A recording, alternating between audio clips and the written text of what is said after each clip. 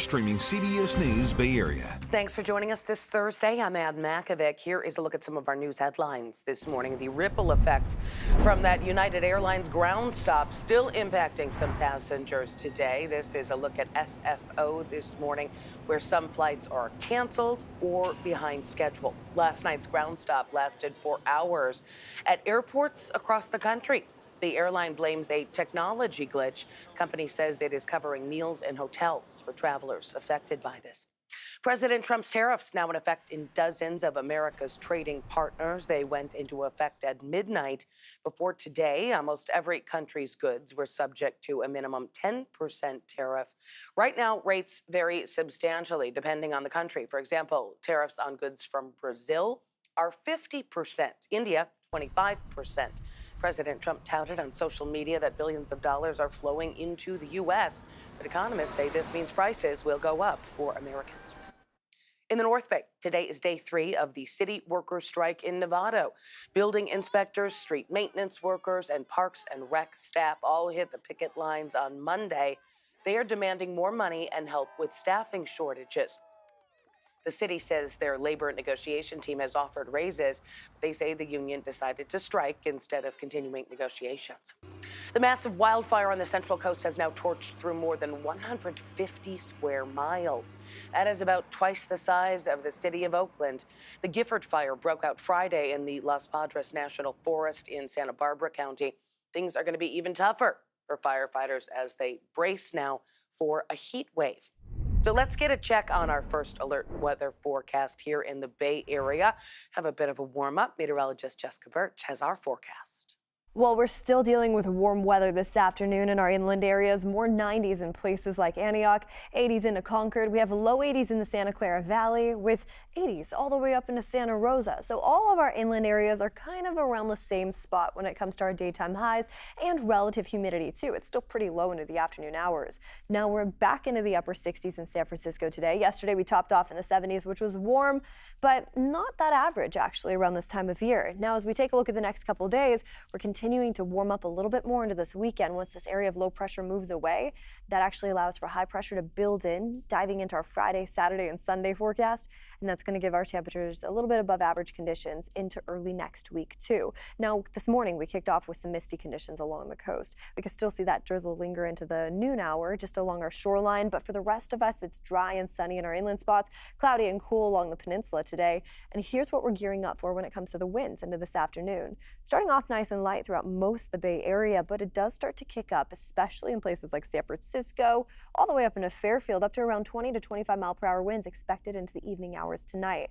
Now, above normal temperatures are expected throughout the next 6 to 10 days. What does that mean for us here locally? Well, we're still going to be dealing with warm weather here in the Bay, but we are going to experience a bit of a cool down into next week. Here's what we're gearing up for. Mid-90s diving into this weekend, at least for Friday and Saturday. It starts to taper off back into the 80s as we head into next week from Monday and Tuesday. It's back to school next week for all those kiddos, and as that's happening, we're going to get a little bit of a midweek cool down. Still sunny skies and low relative humidity mixed with some strong winds at times, so fire weather conditions are possible, and we want to be mindful of that. 70s for our friends along the Bay. We'll keep you updated on that forecast here in the Weather Center. Well, it is the first day of class for students in the San Jose Unified School District. School officials tell us that immigration fears have already kept some kids off campus. The district rolled out the red carpet for students at Hoover Middle School this morning. The school has almost 1,000 students, and according to the California Department of Education, 77% of them are Hispanic or Latino. The principal says the district has put policies in place to make sure immigrant families feel safe coming to class. Over the summer, rolling that out and making sure we know everything that's going to be happening, the processes that go with it, and making sure that any agency we always keep that come to campus, we always keep our students safe and protected, and very confidential. So I really want to give them a shout out to making sure me as a principal that I know exactly what I would be doing in those situations to keep everyone safe. Leaders across the school district are watching the ongoing immigration enforcement actions playing out across the country. ICE taking people into custody at home, at work, even at immigration court. It's leaving families to wonder if schools could be added to that list. Len Ramirez is in San Jose, where the fear has already had a significant impact in the classroom. Well, the start of a new school year is always an exciting time for the students and the faculty, and it's no different here at Overfelt High School in San Jose. But this year, because of where this community lies, there are some added concerns around the issue of immigration.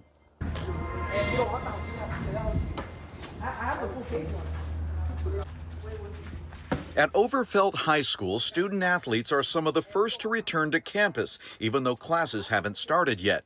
Lanaya Jones is excited to return to flag football in this, her senior year. I'm very excited. I think senior year is going to be exciting. It's going to go by really fast, I hope. But even as excitement fills the air, she's also picking up feelings of anxiety among some of her friends. Recent immigration enforcement activity in this part of San Jose has put neighborhood families on edge. All the immigration stuff is pretty scary because a lot of students don't know what's going to happen to their families during school, and they get worried. Overfelt High serves a large immigrant population, and teachers here are doing what they can to support the students. And they're scared that they might come to our school, even though our school is protecting us and they're telling us that they have our backs and stuff. Immigration enforcement's been a reality in this neighborhood for as long as I've been here. And even though there are legal limits to what the school can do, Principal Vito Chiala says school is the best place for students to be. At this point, our protocol is follow the rules of the law. If an agent has a warrant, we're going to have that process through our district administration, make sure it's a legitimate warrant, and we're going to follow the law. That's what we're going to do. And at the same time, we're going to do everything we can to keep all of our students and all of our families safe. To strengthen that sense of safety, the Santa Clara County Office of Education began pushing for statewide protections after a dramatic drop-off in student attendance this year. When the administration first took office, we noticed that there was an immediate 5,000 student decline in our average daily attendance. By February of 2025, that decline doubled to 10,000 students. And we know that that has a direct impact in terms of long-term outcomes for students. AB 49, co-authored by the office, would require strict conditions before ICE can enter any school property and would prevent access to areas where students are present. Being able to ensure that immigration enforcement agents aren't allowed in spaces where students are present ensures that students are not able to be directly intimidated or even questioned. Despite the challenges, Overfelt is forging ahead. Chiala says summer school attendance was strong this year, and he's optimistic that students will show up ready to learn, despite the challenges some families are facing. Lanaya has an eye on reaching her own goals, making plays as a receiver in flag football, getting good grades, and planning to further her education. I want to go to San Jose Community College and then either go to San Jose State or out-of-state college, just somewhere new. And that's the message Overfelt hopes to send, that students here can thrive even in uncertain times. And that law that Len mentioned, AB 49, still moving through the state legislature right now, with advocates hoping that it will become law by the end of the year. Still ahead here on CBS News Bay Area, the effort to address the homelessness crisis appears to be pushing the problem around. So where are homeless people ending up now? We're constantly having to report and having to clean up. I personally clean the streets.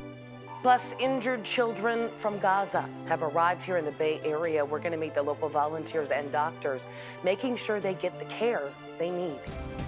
We've been working on their cases for over a year now to try to get them definitive care here in the U.S. And the 49ers kicking off their preseason this Saturday against the Denver Broncos. You can watch live on KPIX and streaming on Paramount Plus. Kickoff 5:30, and our pregame coverage begins at 5.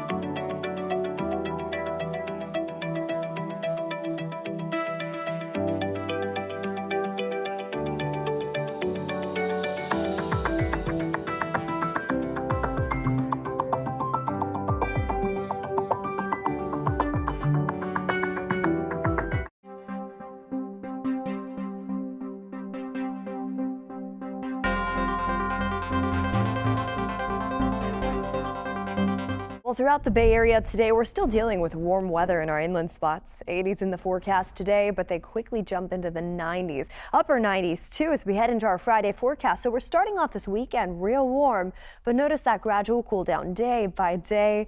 We're getting back into the upper 80s as early as Monday, just in time for back to school for many kids in our inland spots. And then we're back into the low 70s for our friends along the bay. It's going to be a warm weekend for us, though, so soak it in while we have it. It's looking a lot cooler by mid next week. Leaders in San Francisco say addressing homelessness has been a top priority. And we've certainly seen the city focus on clearing encampments and even enact policies like a citywide RV parking ban. But some people in the Hayes Valley neighborhood near City Hall say homeless people have now moved to their neighborhood. Our Amanda Harry spoke with people who live there and local business owners, putting pressure on the city to take action.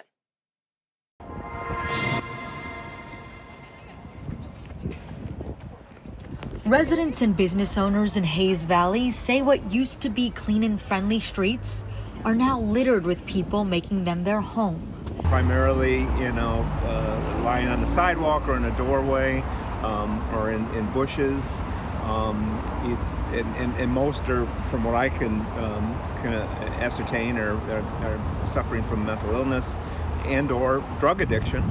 David Robinson has lived in the Hayes Valley neighborhood for 12 years. He's also president of the neighborhood association. He's seen conditions deteriorate in the last few months as Mayor Daniel Lurie has worked to reduce disorder in the South Market and Mission districts. Robinson believes unhoused people have migrated to other neighborhoods, including Hayes Valley. It's been pretty evident since the tent encampments have been dispersed. And Mayor Lurie has acknowledged the issue, posting on Instagram Tuesday that he went by to see it himself. I am here in Hayes Valley. We've been getting a lot of reports from some of our small business owners struggling with those that are not well, whether they're using or mentally ill.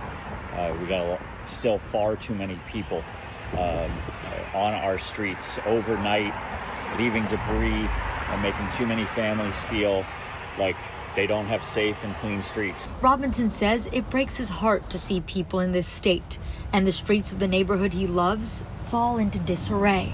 The mess that is made, sanitary messes, obviously, that come from these folks that we're constantly having to report and having to clean up. I personally clean the streets. He's concerned it's going to keep visitors and potential future residents away from the neighborhood.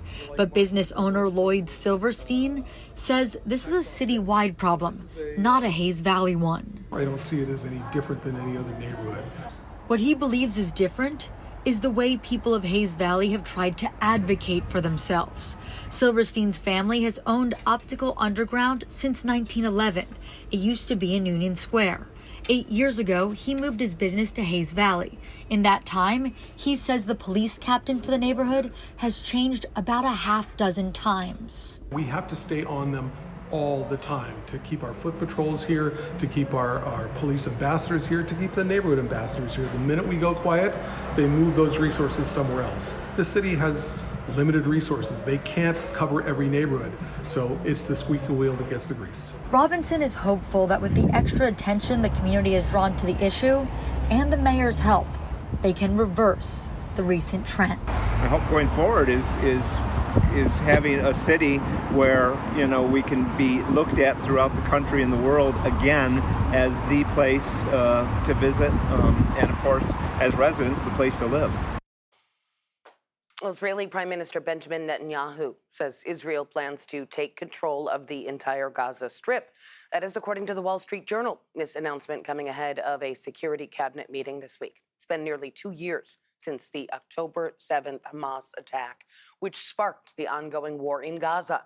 Over the past 21 months, the Hamas-run health ministry says that more than 60,000 Palestinians have been killed. Another 146,000 people have been injured. According to the United Nations, people in Gaza are experiencing acute malnutrition as a result of a severe lack of food. Multiple media outlets in the Middle East say almost 200 people have died of starvation and thousands of children have been hospitalized for malnutrition over the past few months. 3 injured children from Gaza are here in the Bay Area now to receive medical treatment for injuries they suffered in the war in Gaza. They landed at SFO along with their families yesterday. Our Katie Nielsen was at the airport as they received a warm welcome.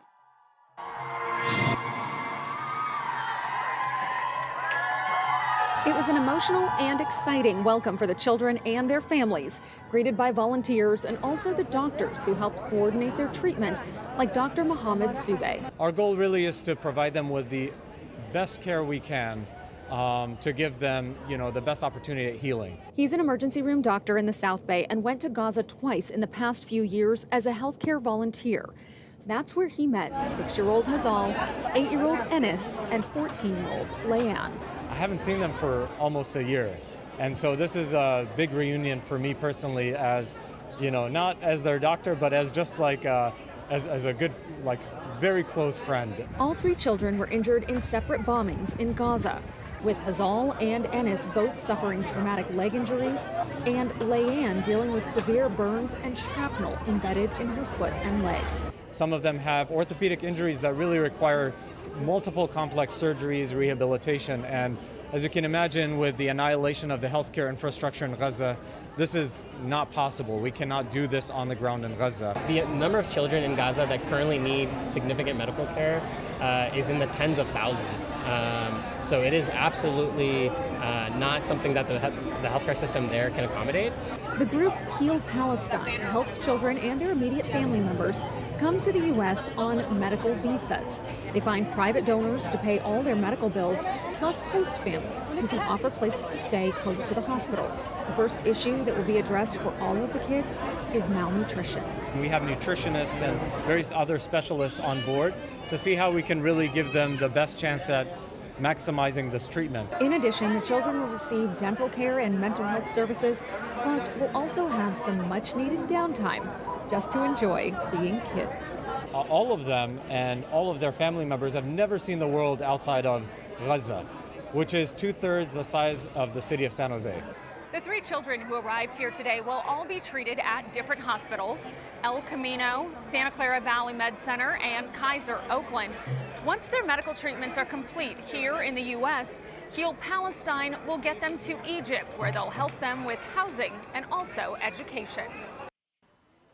Meanwhile, Hamas is believed to still be holding as many as 50 hostages, though officials believe at least 28 of those hostages have died.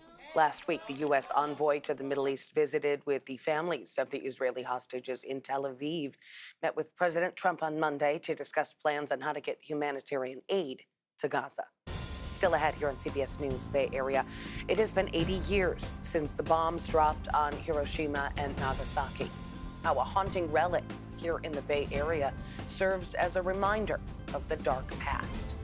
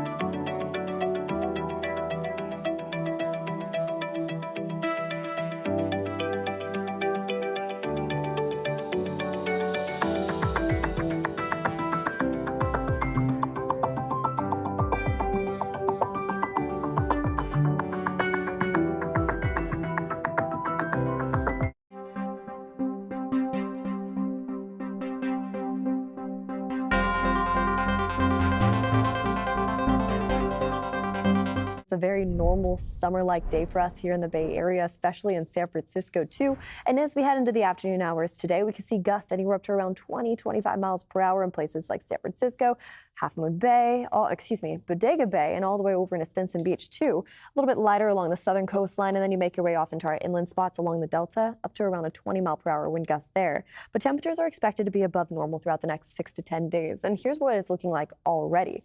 We're dealing with some low pressure, like I mentioned, just kind of dipping its way down, bringing us some cloudier conditions for our coastal areas. Tomorrow, we start to see high pressure build in. That brings in 90s widespread throughout our inland areas before a nice cool down into next week, which lines up perfectly for back to school, too, for many kiddos. As for the Bay, we're just seeing 70s each day until midweek next week. We'll have more on that coming up in a bit. Well, today, we are looking back on a dark time in history.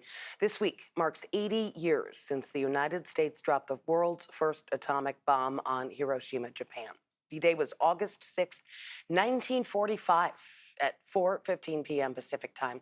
The bomb destroyed the city, instantly killing 70,000 people. 3 days later, on August 9th, a second bomb was dropped on Nagasaki, killing another 40,000 people. The attacks forced Japan to surrender on August 15th, finally marking the end of World War II. Back here in the Bay Area, a commemoration for victims of the Hiroshima atomic bomb was held in San Francisco's Japantown yesterday at 4:15, the exact time the bomb was dropped by the crew of the Enola Gay B-29 bomber. The Japanese American Religious Federation, along with community members, took part in this ceremony. And now a new documentary is shedding more light on the devastation of a nuclear fallout through the eyes of American medics and the experiences of atomic bomb survivors. As Ryan Yamamoto shows us, one museum in Japantown is amplifying their story through a single relic that serves as a haunting reminder. Inside a tiny museum in San Francisco's Japantown, Rosalind Tanai is the keeper of a dark reminder of what happened 80 years ago in Japan. Quite haunting. A doll that was pulled from the rubble of the second of two atomic blasts that killed 110,000 people instantly and at least another 100,000 people from radiation exposure. American family brought it in and let us know that they had kept it all these years. It was given to them by a family that survived the atomic bomb blast. And it's those survivor stories that Tonai wants people to experience and understand, including San Francisco's Jack Dariki, a Japanese-American visiting family in Hiroshima who became stuck in Japan because of the war. He was working at a factory on the outskirts of the city when the first bomb dropped. KPIX5 interviewed him 10 years ago. We saw 3 aircraft coming above us. I said, "What is this?" And then at that time the bomb exploded. All the factory window went out. It flew over my head. I was weighed 100 pounds then. I was floating in the air. And now a new documentary, Atomic Echoes, wants to shed more light on the devastation. The bombs we have now are so much stronger than... I had a chance to talk to the filmmakers Victoria Kelly and Karen Tanabe. Very few Americans understand what happened under the mushroom cloud, right? We all see the exact same image, which really covers up the atrocities.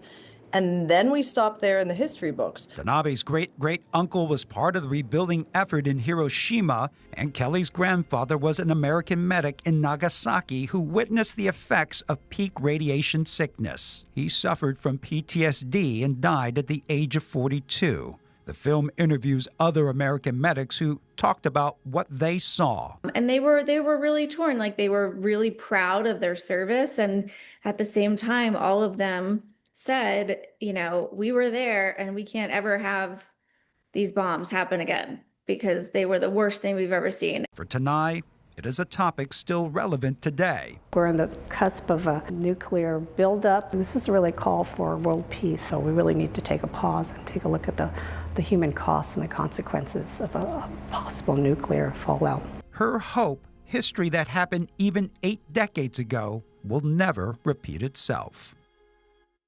So that doll from the Nagasaki bombing was tested for radiation. It did contain trace amounts, but is safe. As for Jack, he is still alive and lives here in San Francisco. The Atomic Echoes documentary is currently airing on PBS. According to the Federation of American Scientists, 9 countries right now have around 12,000 nuclear weapons combined. The nonprofit says Russia and the U.S. possess about 87% of the world's total nuclear weapons. That is followed by China. The Federation says its numbers are just estimates, since some countries do not disclose the exact amount. In June, the U.S. bombed 3 nuclear sites in Iran to prevent the country from developing nuclear weapons. At the time, President Trump said that the attack obliterated the facilities, but an assessment did reveal that those strikes may have only set Iran's nuclear program back by a few months. Coming up in the next half hour here on CBS News Bay Area. A year after a school in the East Bay was shut down because of dangerous conditions, the walls are coming down to prepare for a complete rebuild. We're going to hear from parents who pressured the district to make it happen. There's still, a lot of heaviness to this win. We shouldn't have to have gone through all this to get this done. And a mystery has appeared at the home of the Valkyries. What is up with this giant egg outside Chase Center?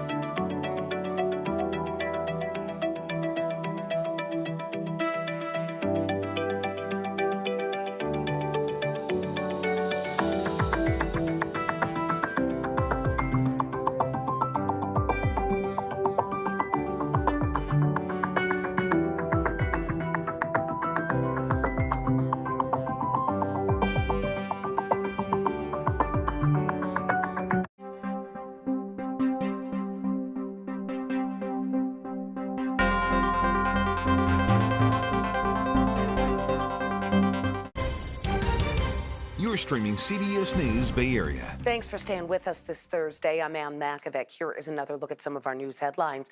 The ripple effects from that United Airlines ground stop still impacting some passengers today. This is a look early this morning. Pretty quiet at SFO because some flights are canceled, many behind schedule this morning. Last night's ground stop lasted for hours at airports across the country. The airline blames a technology glitch. Company says it is covering meals and hotels for travelers affected. In the North Bay, day 3 of the city workers' strike in Nevada. This is video from Monday when building inspectors, street maintenance workers, and park and rec staff initially hit the picket lines. They are demanding more money and help with staffing shortages. The city says their labor negotiation team has offered raises, but they say the union decided to strike instead of continuing negotiations. The massive wildfire on the Central Coast has now torched through more than 150 square miles. That is about twice the size of the city of Oakland. The Gifford fire broke out Friday in the Los Padres National Forest in Santa Barbara County. Things are going to be even tougher for firefighters as they brace for a heat wave. Let's get another check on our first alert forecast now with meteorologist Jessica Birch. Well, we're still dealing with warm weather this afternoon in our inland areas. More 90s in places like Antioch, 80s into Concord. We have low 80s in the Santa Clara Valley with 80s all the way up into Santa Rosa. So all of our inland areas are kind of around the same spot when it comes to our daytime highs and relative humidity too. It's still pretty low into the afternoon hours. Now we're back into the upper 60s in San Francisco today. Yesterday we topped off in the 70s, which was warm, but not that average actually around this time of year. Now as we take a look at the next couple days, we're continuing to warm up a little bit more into this weekend. Once this area of low pressure moves away, that actually allows for high pressure to build in, diving into our Friday, Saturday, and Sunday forecast. And that's going to give our temperatures a little bit above average conditions into early next week too. Now, this morning we kicked off with some misty conditions along the coast. We can still see that drizzle linger into the noon hour just along our shoreline, but for the rest of us, it's dry and sunny in our inland spots, cloudy and cool along the peninsula today. And here's what we're gearing up for when it comes to the winds into this afternoon. Starting off nice and light throughout most of the Bay Area, but it does start to kick up, especially in places like San Francisco, all the way up into Fairfield, up to around 20 to 25 mile per hour winds expected into the evening hours tonight. Now, above normal temperatures are expected throughout the next 6 to 10 days. What does that mean for us here locally? Well, we're still going to be dealing with warm weather here in the Bay, but we are going to experience a bit of a cool down into next week. Here's what we're gearing up for. Mid-90s diving into this weekend, at least for Friday and Saturday. It starts to taper off back into the 80s as we head into next week from Monday and Tuesday. It's back to school next week for all those kiddos, and as that's happening, we're going to get a little bit of a midweek cool down. Still sunny skies and low relative humidity mixed with some strong winds at times, so fire weather conditions are possible, and we want to be mindful of that. 70s for our friends along the Bay. We'll keep you updated on that forecast here in the Weather Center. President Trump's tariffs on dozens of countries are now in effect. Those higher tariffs went into effect at midnight. The White House says goods from more than 60 countries and the European Union face tariff rates ranging from 10 to 50%. India saw its tariffs double after President Trump's executive order, which he signed on Wednesday. That's after the country recently purchased oil from Russia. In a social media post, President Trump touted billions of dollars flowing into the U.S. He also promised more tariffs on the way, threatening a 100% levy on imported semiconductors. Economists say this almost certainly means prices will go up for Americans. The nonpartisan budget lab at Yale calculates it will amount to an 18% increase in prices on average. That is the highest rate since 1934. Stanford University's newspaper is suing the Trump administration, claiming the government is infringing on students' right to free speech. The lawsuit is in response to the Trump administration's decision to use the Immigration and Nationality Act to remove pro-Palestinian activists. The Stanford Daily says its international student writers are now self-censoring and declining assignments related to the war in Gaza. They fear that reporting could lead to deportation or revocation of their visas. In the lawsuit, the newspaper writes Secretary Rubio and the Trump administration's war against non-citizens' freedom of speech is intended to send an unmistakable message. Watch what you say, or you could be next. This goes on to say that the pall of fear is incompatible with American liberty. The Department of Homeland Security responding to the suit in a statement, calling the claims, quote, baseless and laughable. It adds that DHS takes its role in removing threats to the public and our communities seriously. President Trump has received a $100 billion pledge and a golden gift from Apple's CEO Tim Cook. They announced that additional investment on the company's domestic manufacturing yesterday at the White House. That brings Apple's total investment to $600 billion over the next 4 years. Tim Cook says it will help create 20,000 new jobs. This is a significant step toward the ultimate goal of ensuring that iPhones sold in the United States of America also are made in America. Tim Cook also gave the president a piece of engraved glass set in a 24-karat gold base. Apple is suing San Francisco's newest movie theater, Apple Cinemas, claiming that the East Coast theater chain is trying to trick ticket buyers into thinking that the two are affiliated. Apple Cinemas just opened up at the former Van Ness movie multiplex last month, plans on opening another theater in Danville. Apple says the movie chain is trying to dilute its brand by opening Bay Area locations near its Cupertino headquarters. Apple is seeking unspecified damages and a court order barring Apple Cinemas from using any confusingly similar trademarks containing the word Apple. The newest version of ChatGPT launched today. It is called GPT-5. This morning, CEO Sam Altman announced the new version improves its ability to write code and create software. He also said the chatbot's answers will be more accurate. The company says nearly 700 million people use ChatGPT every week.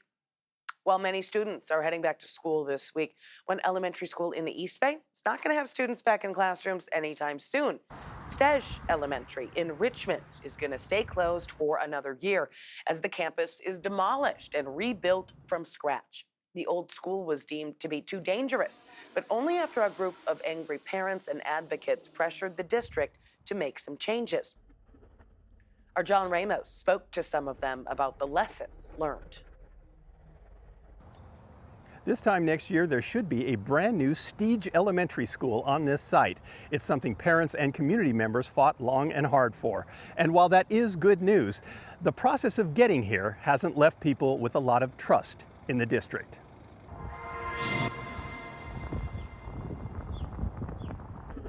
The demolition of Stege Elementary has already begun, but it won't be an easy process. The old school, built in 1943, is loaded with asbestos and lead paint that will take a lot of time and money to remove safely.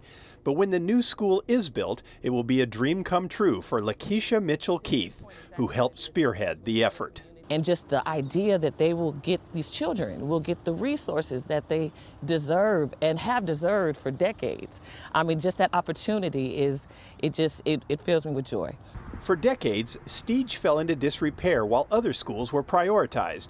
When it was abruptly shut down last year, most of the windows had been painted shut, while the thermostats were set to the mid-80s. Dry rot was found in the walls of 3 classrooms, but repairs were halted when asbestos was found in the window putty. There was no water in the kitchen area, and in some bathrooms, when toilets were flushed, sewage bubbled up from the floor. I've been aware of it in detail for about 16, 17 years. Don Gosney is on the Bond Oversight Committee that keeps an eye on how school bond money is spent.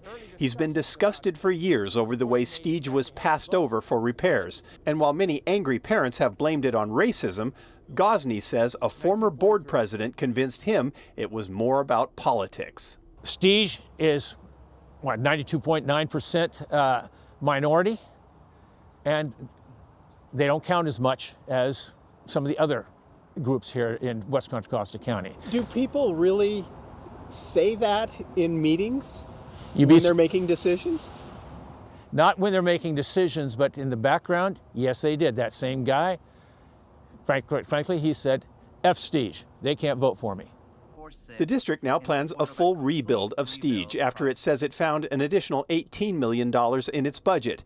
The total cost will be $61 million to construct an entirely new school. In the meantime, the kids will continue to commute about a mile away to Dijon Middle School for classes.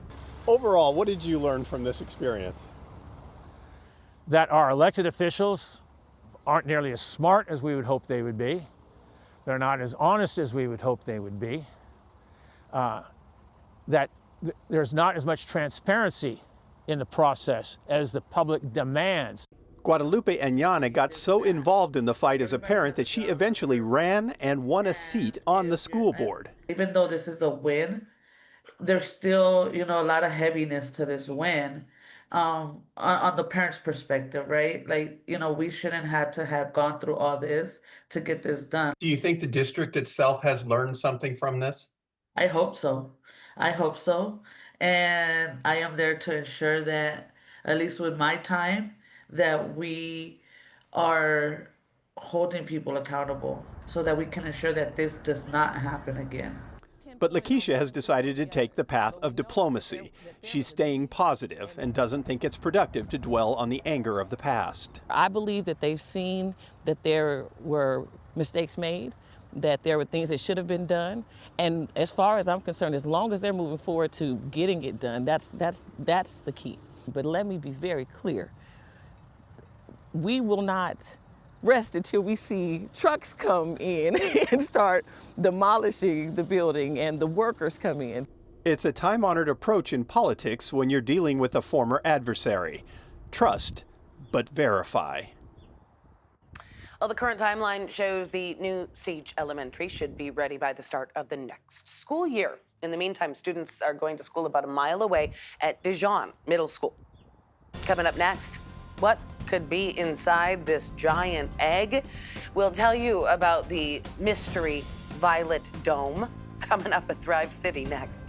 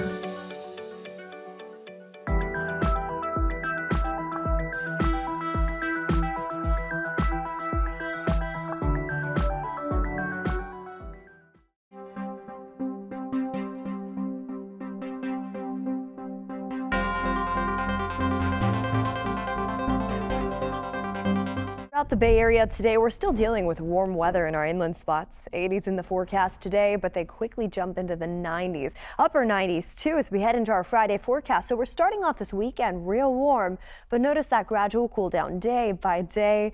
We're getting back into the upper 80s as early as Monday, just in time for back to school for many kids in our inland spots.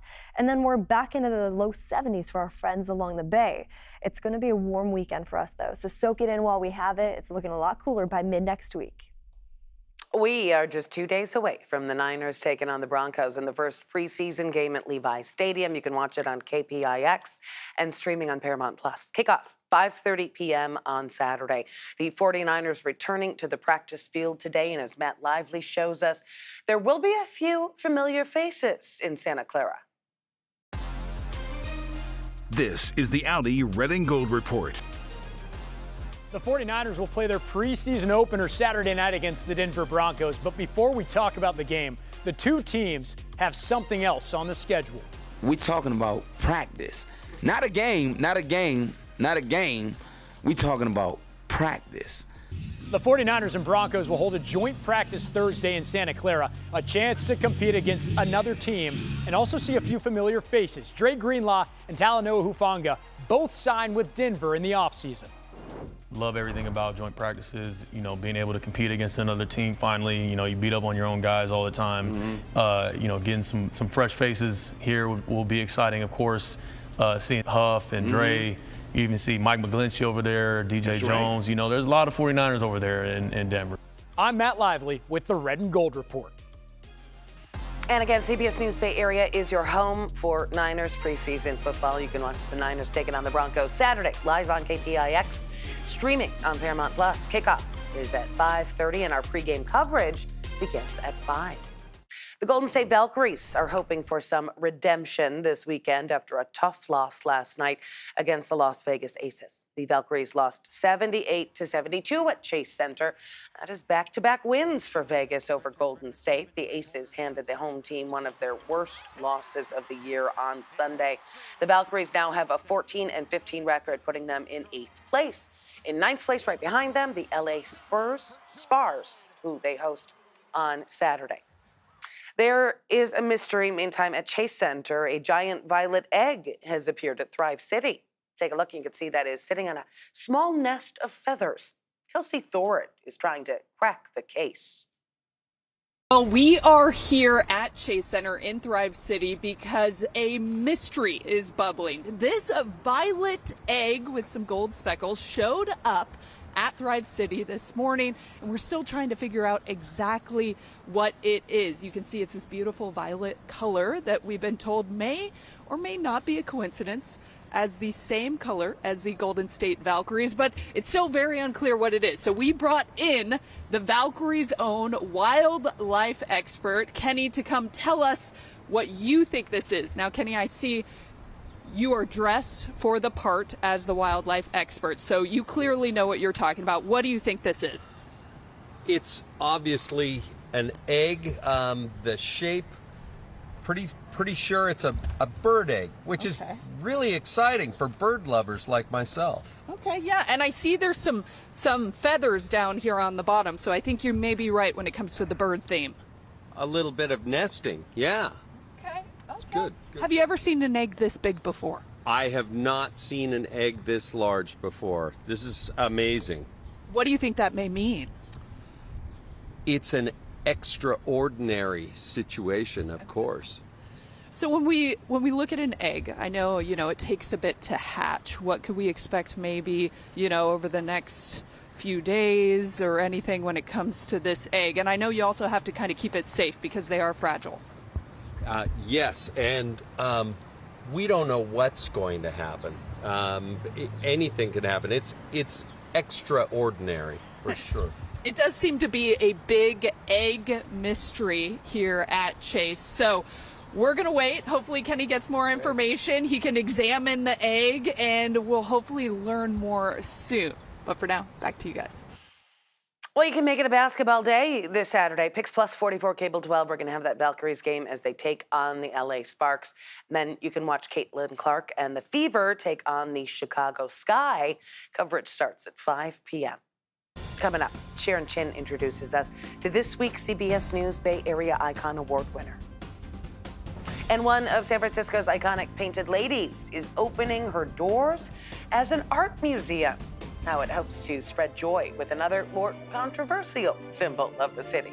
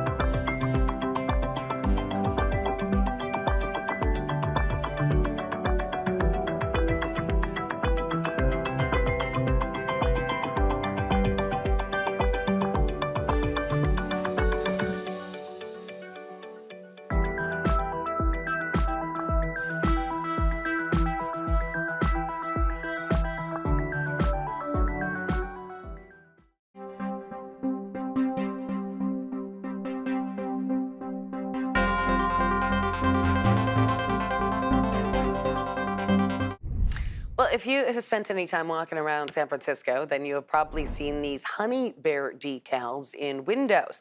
Now you can learn about their history and the man behind them. He's been a bit of a mystery. The lessons are taking place at one of San Francisco's most recognizable symbols, the Painted Ladies at Alamo Square. Lorene Ayub gives us an inside look. Art lovers and San Francisco history buffs are getting a unique opportunity to see inside one of the iconic Painted Ladies that sit across from Alamo Square. The inside of the Pink Lady has been converted into a temporary art museum, displaying the art of its owner, San Francisco street artist Finch. The way we think about it is, we're just inviting you in our house to see an art collection.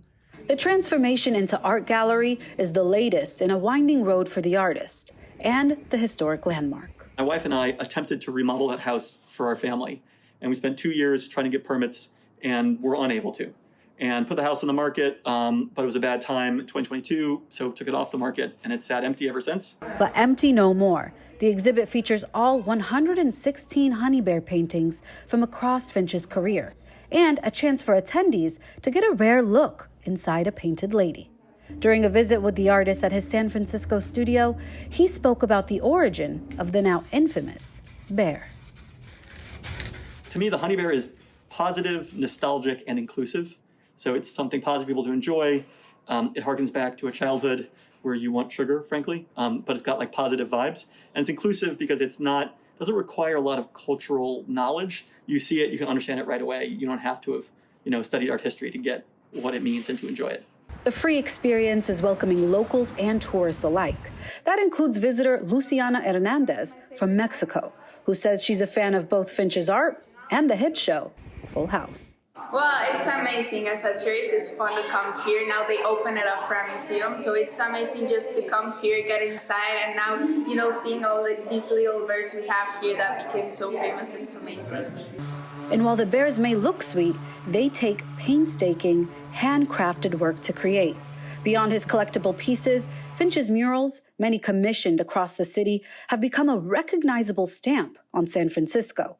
The art, though prominent, has caused backlash within the San Francisco art scene, with critics saying the bear has become commercial and represents gentrification. Still, that has not deterred Finch from his craft or the city that he loves. I still think San Francisco is the best city in the world to live in. To me, it's really a culture of makers. You're not judged here by what shoes you're wearing or what handbag you're holding, but kind of like what you're doing with your time.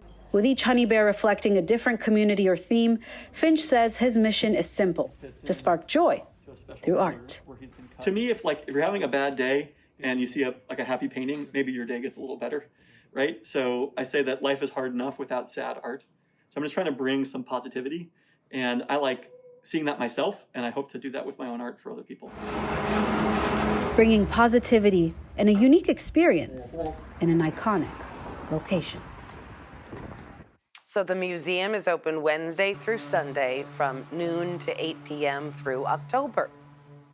Thanks for streaming CBS News Bay Area. I'm Ann Makovic. We're going to be right back with your first alert forecast and another look at your top stories.